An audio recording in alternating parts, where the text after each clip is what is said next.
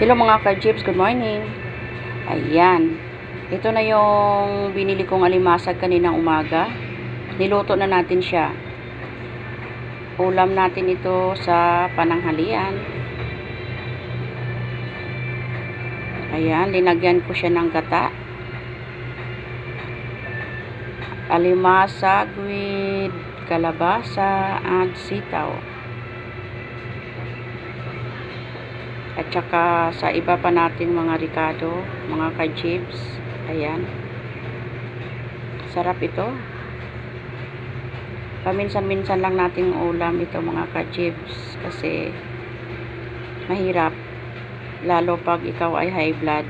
Hindi ka talaga po pwedeng mag-ulam lagi ng ganito. Minsan-minsan lang, tama na.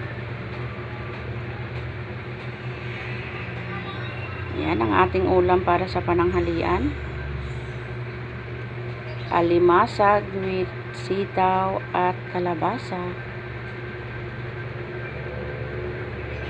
Ayan. Thank you for watching.